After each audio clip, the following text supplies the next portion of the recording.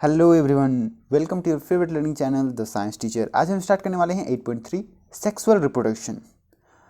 इसे स्टार्ट करने से पहले मैं इसे डार्क मोड पर कर देता हूं क्योंकि आँखों की ज़रूरत है ज़िंदगी भर के लिए। Now it's perfect. Sexual reproduction start करने से पहले कुछ क्वेश्चंस हैं जो कि पिछले वीडियोस के हैं, उसे हम कंप्लीट कर लेते हैं। सबसे पहला कहता है that how does binary fission differ from multiple fission. तो बाइनरी फिजन में जैसा कि हमें पता है कि एक यूनिसेलुलर सेल दो इंडिविजुअल पर जो है वो स्प्लिट हो जाता है, वहाँ पर दो नए सेल्स प्रोड्यूस कर लेते हैं। तो बाइनरी फिजन में वो दो बनाता है। मल्टीपल फिजन में क्या होता है कि एक सेल जो है वो दो से अधिक अगर बनाता है तो उसे हम मल्टीपल फिजन कहते हैं। दो से अधिक इंडिविजुअल्स को अगर वो प्रोड्यूस करता है, जैसे कि हमने देखा हुआ था प्लाज्मोडियम में कि कैसे वो डिवाइड करता है। क्वेश्चन नंबर 2 में आते हैं। कहता है कि how will an organism be benefited if it reproduce through spores. कहता है कि ऐसे ऑर्गेनिज्म जो स्पोर फॉर्मेशन करते हैं वो कैसे बेनिफिटेड होते हैं। तो स्पोर फॉर्मेशन जैसे हमने देखा हुआ था ब्रेड में, तो वहाँ क्या होता है कि स्पोर्स जो हैं वो बहुत सारे एक साथ प्रोड्यूस हो जाते हैं। यहाँ एक जगह से दूसरी जगह पर इजीली वो चले जा सकते हैं, वो एयर बाय एयर वो चले जा सकते हैं। तो यहाँ बहुत सारे नए ऑर्गेनिज्म प्रोड्यूस हो सकते हैं एक सिंगल स्पोरेंजियम से, जो कि स्पोर्स को कंटेन किया हुआ रहता है। तो ये एक मतलब ऐसे सेल्स होते हैं या फिर आप कह सकते हो कि सीड होते हैं जो कि नए ऑर्गेनिज्म को बना देते हैं। तो ये ऑर्गेनिज्म के लिए फ़ायदा हुआ कि उसका जो संख्या है वो बहुत जल्दी ही वो बढ़ जाता है, बहुत जल्दी वो तेज़ी से यहाँ पर बढ़ जाते हैं। और स्पोरेंजियम जो है स्पोर्स को बचाने के लिए, बाहर के कंडीशन से बचाने के लिए वो उसे एक थिक वॉल के अंदर में रखता है, और जब वहाँ पर मॉइस्ट कंडीशन आता है या फिर जो भी फेवरेबल कंडीशन आते हैं उस पर वो फिर रिलीज़ कर देता है, और वहाँ पर वो इंडिविजुअल जो है सेपरेट होकर के बहुत ज़्यादा बनने लग जाते हैं। क्वेश्चन नंबर 3 कहता है कि क्या आप सोच सकते हो कि क्यों कुछ कॉम्प्लेक्स ऑर्गेनिज्म यहाँ पर रीजेनरेशन से नए इंडिविजुअल को प्रोड्यूस क्यों नहीं कर सकते हैं। तो जैसा कि हमें पता है कि रीजनरेशन का प्रोसेस वही करते हैं जो जिनके जो बॉडी स्ट्रक्चर हैं वो एक टाइप ऑफ सेल से बने हुए हों, ताकि अगर उसे हम कट कर दें तो वहाँ से वो नया रीजनरेट कर लें। लेकिन जो कॉम्प्लेक्स ऑर्गेनिज्म्स हैं वो क्या करते हैं कि डिफरेंट डिफरेंट बॉडी पार्ट्स का डिफरेंट डिफरेंट यूज़ करते हैं। वहाँ अलग तरीके के सेल्स जो है मौजूद होते हैं जो कि सेल्स डिवीज़न का काम नहीं कर पाते हैं। ऐसे बहुत सारे पार्ट्स हैं जहाँ पर अगर चोट लग जाती है या फिर कहीं कुछ भी वहाँ पर से हट जाता है, टूट जाता है, तो उसे वो फिर से जोड़ने के लिए वहाँ पर रीजनरेशन कर सकते हैं सेल्स का, लेकिन वो नया इंडिविजुअल को नहीं बना सकते हैं, क्योंकि पूरे ऑर्गेनिज्म को बनाने के लिए बहुत सारे सेल्स का ज़रूरत पड़ेगा जो कि डिफरेंट सेल्स हों, वो सेल्स का टाइप भी अलग अलग होगा। ऑलराइट, और यहाँ ये जो सेल्स होंगे ये यहाँ रिप्रोड्यूस नहीं कर पाएंगे। जो भी रिप्रोडक्शन वाले सेल्स हैं वो यहाँ रिप्रोड्यूस नहीं कर पाएंगे। इसके लिए एक डिफरेंट ऑर्गन आएगा जो रिप्रोडक्शन का प्रोसेस है उसे करने के लिए। ऑलराइट, चलिए आते हैं क्वेश्चन नंबर 4 पर। कहता है that why is vegetative propagation practised for growing some types of plant. कुछ ऐसे प्लांट्स को बनाने के लिए वेजिटेटिव प्रोपगेशन का यूज क्यों किया जाता है। तो जैसा कि हमें पता है कि बहुत सारे प्लांट्स ऐसे होते हैं जो सीड्स नहीं बनाते हैं, सीड्स बनाते भी होंगे लेकिन बहुत कम अमाउंट में बनाते हैं। तो वहाँ पर हमें नए प्लांट्स अगर लगाने होते हैं तो वेजिटेटिव प्रोपगेशन यानी कि कटिंग करने के साथ साथ हम उसमें लीफ से जैसे प्लांट ग्रो होते हैं या फिर बहुत सारे यहाँ पर पार्ट्स हैं, तो उस तरीके का मेथड्स हम यहाँ पर यूज़ करते हैं ताकि हमें बहुत जल्दी उसका जो है रिज़ल्ट मिले, वहाँ फ्रूट जल्दी लग जाएं, फ्लावर्स जल्दी लग जाएं, है ना। और अगर हम सीड्स खोजने जाएं तो वो बहुत काफ़ी कम अमाउंट में होते हैं और उसे ग्रो करने में भी थोड़ा सा टाइम लगेगा।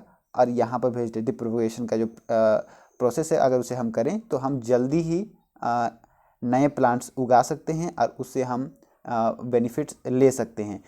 क्यों यहाँ पर जल्दी होता है ये, क्योंकि ये प्लांट पहले ही ग्रो कर चुका हुआ होता है और इसे वो सभी जो पार्ट्स हैं उनका नॉलेज होता है कि इसे किस तरीके से यहाँ पर, यानी कि ये एक्टिव होता है नए चीज़ों को प्रोड्यूस करने के लिए, सीड्स को प्रोड्यूस करने के लिए, फ्रूट्स को प्रोड्यूस करने के लिए, फ्लावर्स को प्रोड्यूस करने के लिए। जबकि सीड अगर है तो उसे जर्मिनेट होने में टाइम लगेगा, फिर उसे प्लांट बनने में टाइम लगेगा, उसके बाद में उस पोजीशन तक पहुंचने में टाइम लगेगा जब वो नया फ्रूट दे सके, वो फ्लावर दे सके। चलिए आते हैं क्वेश्चन नंबर 5 पर। Why is DNA copying an essential part of process of reproduction. तो रिप्रोडक्शन में डीएनए कॉपिंग सबसे इंपॉर्टेंट पार्ट है, सबसे पहला पार्ट है, और ये इसीलिए इम्पोर्टेंट है क्योंकि यहाँ पर इंफॉर्मेशन कैरी किया जाता है दूसरे नए इंडिविजुअल जो भी बनते हैं उस पर। तो वो नया इंडिविजुअल जो भी बनेगा उसका शेप साइज स्ट्रक्चर क्या बनेगा, कैसे बनेगा, उसका सारा इन्फॉर्मेशन डीएनए के अंदर में होता है। तो सबसे पहले उसी का कॉपी करना ज़रूरी होता है ताकि जो इंडिविजुअल अपना डीएनए सेम कॉपी करके दूसरे जो नए ऑर्गेनिज्म बना रहे हैं उस तक पहुंचाए, तो वो एक तरीके का दोनों दिखेंगे, एक जैसे दोनों का बॉडी स्ट्रक्चर होगा। तो यही ना बात है, रिप्रोडक्शन का क्या करते हैं, सेम टाइप ऑफ ऑफस्प्रिंग को यहाँ पर प्रोड्यूस करते हैं, तो उसके लिए सेम टाइप्स ऑफ यहाँ पर इन्फॉर्मेशन जाना चाहिए दोनों के बॉडी बनने के लिए। So DNA कॉपिंग is essential. चलिए आते हैं सेक्सुअल रिप्रोडक्शन पर। सेक्सुअल रिप्रोडक्शन में सबसे पहला यहाँ पर जो पैराग्राफ है उस पैराग्राफ को रीड करते हैं। कहता है कि हम ऐसे रिप्रोडक्शन के मोड के बारे में जानते हैं जिस पर दो इंडिविजुअल का इन्वॉल्व होना मस्ट है ताकि एक नया इंडिविजुअल क्रिएट हो पाए। जैसा कि हमें पता है कि बैल अकेले काब यानी कि बछड़े को प्रोड्यूस नहीं कर सकता है, वैसे ही हेंस यानी कि मुर्गी यहाँ पर नए चिकन को प्रोड्यूस या फिर चिक्स को प्रोड्यूस नहीं कर सकती है। सो दोनों सेक्सेस यानी कि मेल्स और फीमेल्स यहाँ ज़रूरी होते हैं नए जनरेशन को प्रोड्यूस करने के लिए।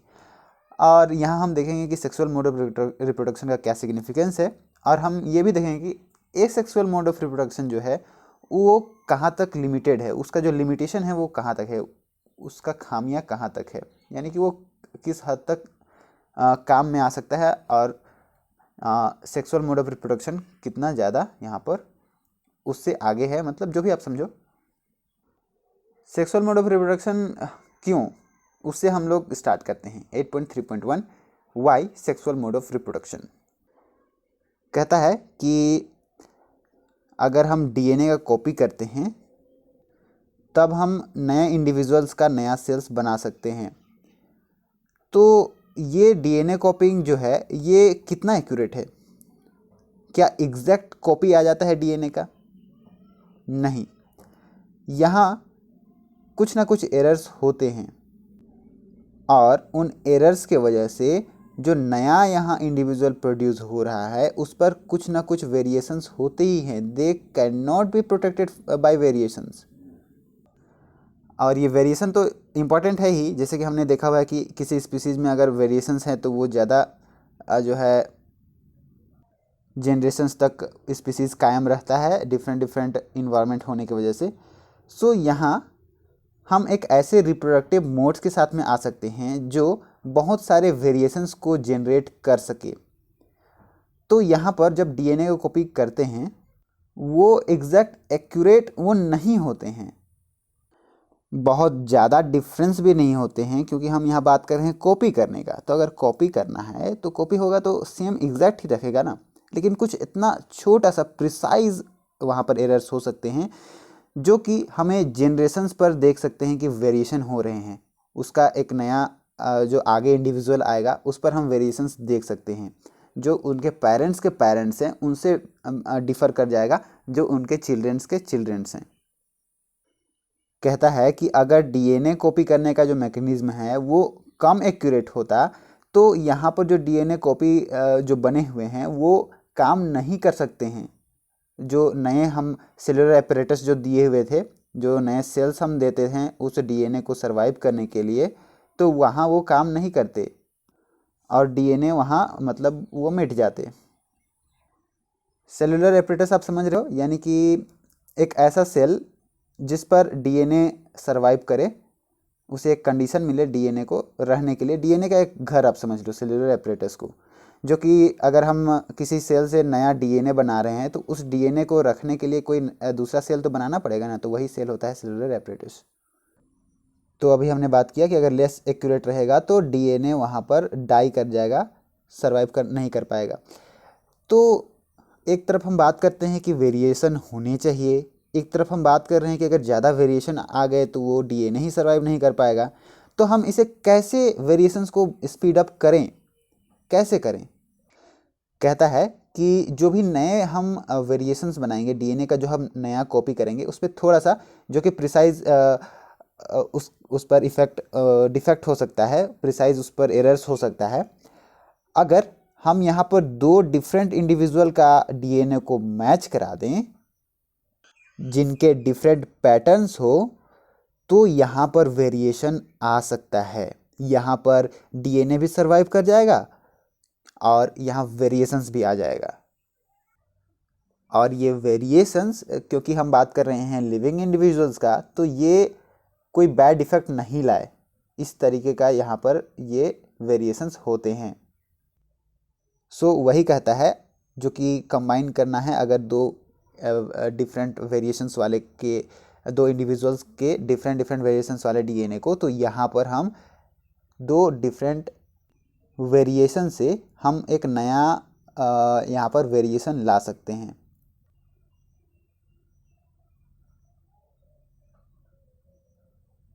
यह है डीएनए।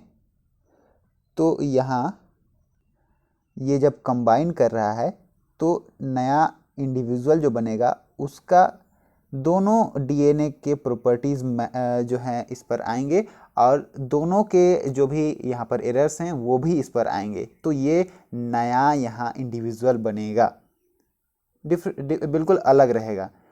यानी कि पेरेंट से अलग फेस रहेगा, पेरेंट से अलग उसका बॉडी स्ट्रक्चर रहेगा। ऑलराइट। सो जो सेक्सुअल मोड ऑफ रिप्रोडक्शन है वो ऐसा प्रोसेस करता है। इसी की वजह से सेक्सुअल मोड ऑफ रिप्रोडक्शन जरूरी है, जिस पर डीएनए दो इंडिविजुअल के कंबाइन करते हैं रिप्रोडक्शन के प्रोसेस के वक्त। लेकिन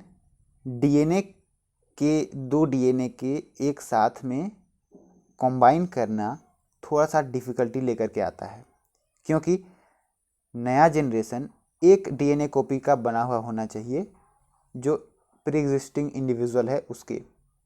अगर ऐसा हुआ तो यहाँ पर अगर दो डीएनए आते हैं और दोनों यहाँ पर नया दो डीएनए बना लेते हैं, तो आगे बढ़ते बढ़ते अगर हम देखें तो जनरेशन वाइज यहाँ पर दो दो डीएनए आते आते यहाँ तो बहुत सारे डीएनए ही हमें मिलेंगे पूरे अर्थ पर सिर्फ डीएनए ही डीएनए हमें मिलेंगे और किसी चीज़ के लिए यहाँ पर जगह ही नहीं होगा, क्योंकि ये मल्टीप्लाई होते जाएंगे, है ना।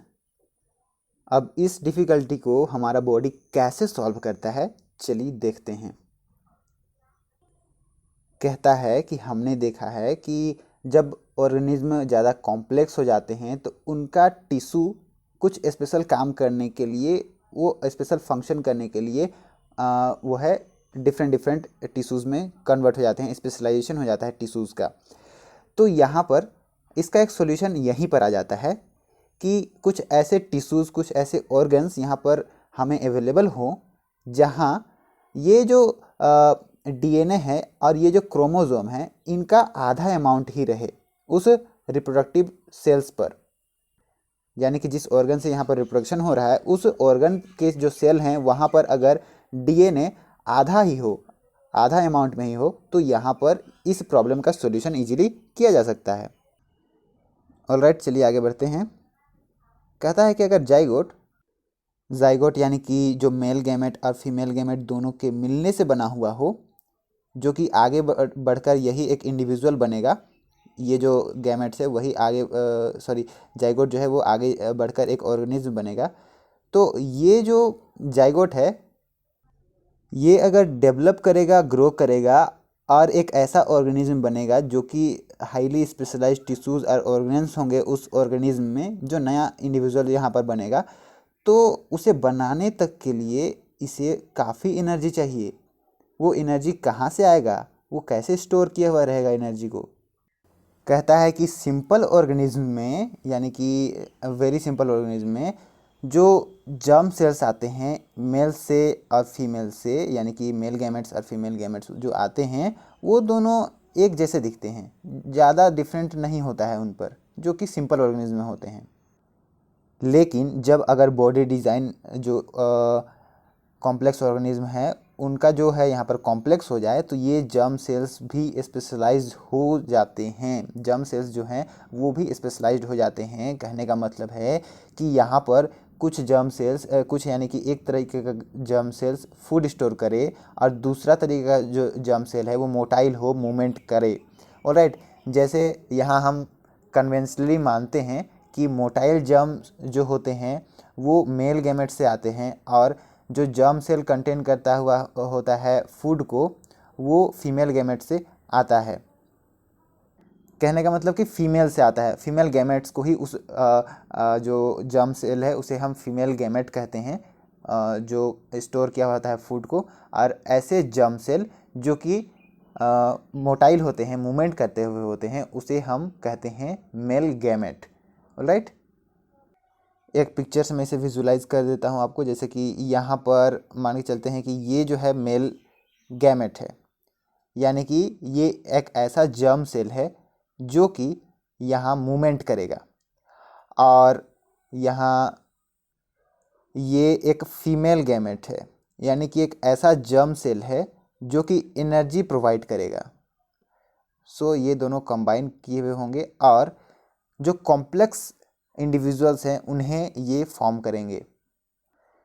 कहता है कि आगे आने वाले सेशंस में हम देखेंगे कि यहाँ पर जो भी मेल गैमेट्स और फीमेल गैमेट्स है उसे प्रोड्यूस करने वाले जो male and female reproductive organs हैं उनका भी स्ट्रक्चर कैसे डिफरेंट होता है एक दूसरे से। ऑलराइट, चलिए बढ़ते हैं यहाँ पर sexual reproduction in flowering plant. फूल वाले प्लांट्स पर सेक्सुअल रिप्रोडक्शन कैसे होता है। कहता है कि रिप्रोडक्टिव पार्ट जो है एंजियोस्पर्म का फ्लावर पर लोकेटेड होता है। एंजियोस्पर्म, जिम्नोस्पर्म आपने पहले पढ़ा हुआ होगा। एंजियोस्पर्म यानी कि प्लांट को दो तरीके से हम यहाँ पर डिवाइड कर सकते हैं, एंजियोस्पर्म और जिम्नोस्पर्म पर। एंजियोस्पर्म वो होते हैं जो फ्लावरिंग प्लांट होते हैं जिस पर फूल आते हैं, और जिम्नोस्पर्म वो होते हैं जो फूल नहीं आते हैं जिस प्लांट पर। तो यहाँ पर एंजियोस्पर्म पर जो फ्लावर होते हैं उस पर रिप्रोडक्टिव पार्ट होता है। आपके बेटर अंडरस्टैंडिंग के लिए यहाँ पर मैं इसे कलरफुल कर दे रहा हूँ। फूल में अभी कलर आ गया, यानी कि यहाँ पर ये कलरफुल फूल हो गया। एक फ्लावर के डिफरेंट डिफरेंट पार्ट्स के बारे में हमने पहले ही पढ़ा हुआ है, सेपल्स, पेटल्स, स्टेमेंस, कार्पल्स, इनके बारे में। स्टेमेंस और कार्पल्स जो यहाँ हैं वो रिप्रोडक्टिव पार्ट्स हैं उस फ्लावर के। आप देख सकते हो यहाँ पर ये स्टेमेंस हैं, ये सभी स्टेमेंस हैं, और यहाँ पर ये जो बड़ा वाला है ये है कार्पल्स। राइट, तो ये दोनों पार्ट लेते हैं एक रिप्रोडक्शन के प्रोसेस पर। इन दोनों पर जर्म सेल्स कंटेन किए हुए होते हैं। कहता है कि क्या पॉसिबल फंक्शन हो सकते हैं पेटल्स और सेपल्स का। तो ये पेटल्स और सेपल्स जो हैं यहाँ पर ये जो प्रोसेस होता है इस प्रोसेस को यहाँ पर सुरक्षित करते हैं बाहर के एटमॉस्फेयर से। ये कवरिंग का काम करते हैं, और यहाँ पर जो सेपल है ये यहाँ पर इसे स्ट्रेंथ देता है, ये इसे टिका करके रखता है सीधा। कहता है कि जो फ्लावर हैं वो यूनिसेक्सुअल यानी कि सिर्फ या तो स्टेमन या फिर कार्पल को कंटेन किए हुए हो सकते हैं, या फिर बाइसेक्सुअल यानी कि यहाँ पर दोनों को जो स्टेमन है और कार्पल है दोनों को कंटेन किए हुए हो सकते हैं। तो ये जैसे पपाया वगैरह हो गए ये सब यूनिसेक्सुअल हो गए, और यहाँ पर मस्टर्ड वगैरह हो गए ये सभी ये जो है बाइसेक्सुअल हो गए। जब यहाँ पर कोई ऐसा फ्लावरिंग प्लांट जो स्टेमन और कार्पल दोनों को कंटेन किया हुआ होता है तो यहाँ क्या होता है दैट स्टेमन जो है एक मेल रिप्रोडक्टिव पार्ट है। ऑलराइट, उस प्लांट का एक मेल रिप्रोडक्टिव पार्ट हो गया स्टेमन, और यहाँ पर पोलन ग्रेन्स प्रोड्यूस करता है। आपने फ्लावर्स पर नोटिस भी किया होगा येलोविश कलर का जो होता है वो पोलन ग्रेन होता है, स्टेमन प्रोड्यूस करता है जो कि मेल रिप्रोडक्टिव पार्ट है। और ये चला जाता है कार्पल के पास में। अब चलिए कार्पल के बारे में पहले थोड़ा जान लेते हैं। कार्पल जो है ये हमारे नहीं फूल के जो सेंटर वाले पार्ट है वहाँ पर प्रेजेंट होता है, और ये एक फीमेल रिप्रोडक्टिव पार्ट है। ये 3 पार्ट से बना हुआ होता है, स्टिग्मा, स्टल और ओवरी। ऑलराइट, यहाँ पर कहता है कि जो पोलन ग्रेन्स है वो येलोइश पाउडर होते हैं, जो कि हमेशा हमारे हाथों पर स्टेक हो जाते हैं जब हम फ्लावर के स्टेमन को अगर टच करते हैं तो वो होते हैं पोलन ग्रेन्स। ऑलराइट, यानी कि मेल जर्म सेल। आगे बढ़ते हैं, नेक्स्ट पेज पर आते हैं। कहता है कि यहाँ पर जो सोलेंट पार्ट जो उस फीमेल रिप्रोडक्टिव पार्ट का होता है स्टिग्मा का, तो वो जो होता है वो होता है ओवरी, जो यहाँ पर आप देख सकते हो सोलेन बॉटम पार्ट जो है आप देख सकते हो। यहाँ पर जो इलोंगेटेड पार्ट है वो स्टल है, और यहाँ जो सबसे ऊपर में है ये स्टिग्मा है जहाँ पर पोलन ग्रेन्स आ जाते हैं। उसी जो हमने यहाँ पर मेल रिप्रोडक्टिव पार्ट के बारे में देखा था, उसी मेल रिप्रोडक्टिव पार्ट से यहाँ पर जो ओवरी है, ये ओवरी एग सेल्स कंटेन किया हुआ होता है। ओवरी के अंदर में ओव्यूल्स होता है, उन ओव्यूल्स के अंदर में एग सेल्स होते हैं।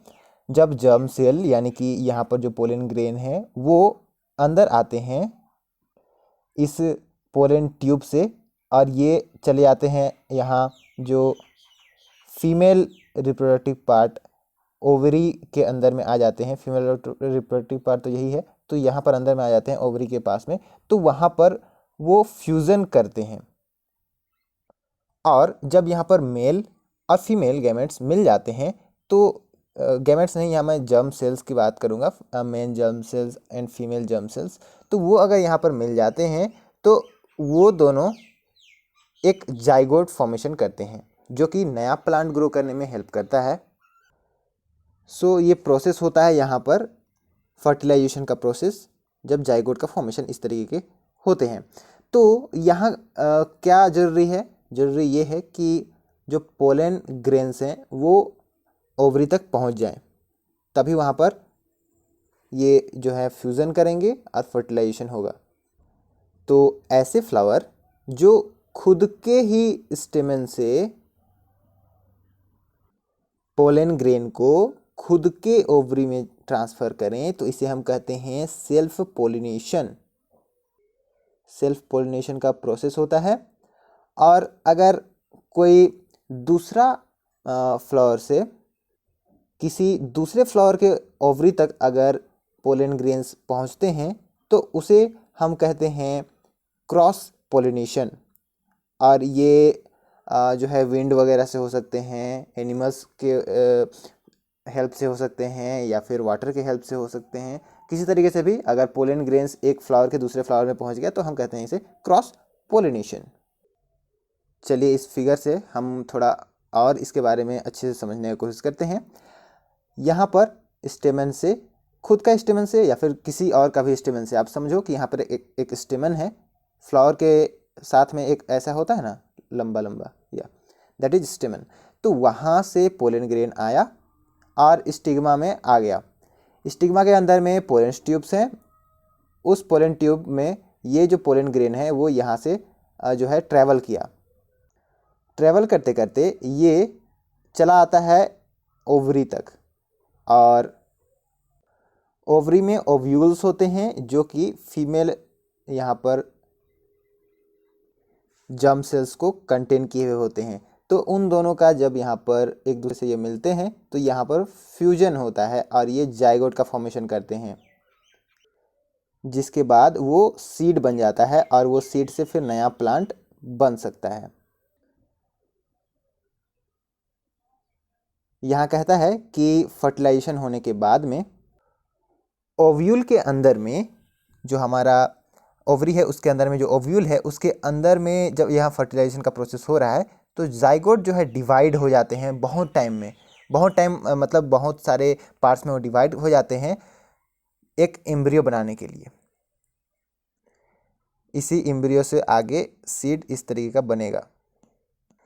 अब जब एम्ब्रियो बन गया तो ओव्यूल जो है एक टफ कोटिंग अपने आप को कर लेगा और ये कन्वर्ट हो जाता है सीड के फॉर्म में। ऑलराइट, जब एम्ब्रियो बन जाता है तो ओव्यूल अपने आप को एक टफ कोटिंग में कन्वर्ट कर लेता है और वो सीड बन जाता है।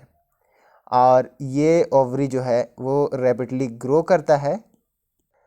वहीं अगर हम बात करें पेटल सेपल स्टेमन और स्टेल का, तो ये जो है गिर जाते हैं, ये मुरझा जाते हैं, और जो सीड वाला होता है, जो फ्रूट यहाँ पर बन रहे होंगे वो वहीं रह जाते हैं, जो जिस पार्ट से हम यहाँ पर देख रहे हैं। अगर ये यहाँ पर फ्लावर थे तो यहाँ पर एक सीड आ जाता है, और ये बाहर से क्या होता है, ये फ्रूट है और उसके अंदर में सीड है, तो इस तरीके का हो जाता है, और बाकी जो फ्लावर होते हैं वो गिर जाते हैं नीचे। और यहाँ पर ये डेवलप करता है एक नया प्लांट, इसे हम कहते हैं जर्मिनेशन का प्रोसेस। अगर इसे बाहर का कुछ कंडीशन ऐसा मिल गया, वाटर मिल गया, इसे अगर जो है मिट्टी के अंदर में है, या फिर ये जब बर्ड्स जर्मिनेट करता है उसके बाद में वो धीरे धीरे आगे बढ़ता है, तो यहाँ हम इसे अभी छोड़ देते हैं, इसे हम बाद में देखेंगे। एक्टिविटी 8.7 को करने के लिए कहता है, हमें कहता है कुछ यहाँ पर चना को हमें ओवरनाइट भिंगा कर रखना है, और इसमें से एक्सेस वाटर को निकाल लेना है, और इसे हमें वेट क्लॉथ पर एक दिन तक छोड़ देना है, और देखना है कि ये जो ड्राई होने ना पाए। उसके बाद में हमें यहाँ पर सीड्स को कट कर देना है, बीच से ओपन कर देना है, और देखना है कि क्या यहाँ पर डिफरेंट डिफरेंट पार्ट्स आए हुए हैं। तो यहाँ हम देखें कि हाँ, ऐसे पार्ट्स आ जाते हैं। ये पार्ट्स जो हैं यहाँ पर नए जो जर्मिनेशन का प्रोसेस हो रहा है वो प्रोसेस स्टार्ट हुआ ही होता है, और यहाँ जो जर्मिनेटेड पार्ट आए हुए हैं वो फ्यूचर शूट और फ्यूचर रूट, यानी कि एक रूट की ओर जा सकता है, एक यहाँ पर ऊपर तना की ओर बढ़ सकता है। तो दोनों तरीके के यहाँ पर हो सकते हैं। Alright, reproduction in human beings हम नेक्स्ट डे करेंगे। आज के लिए काफ़ी लंबा हो गया। Till then take care.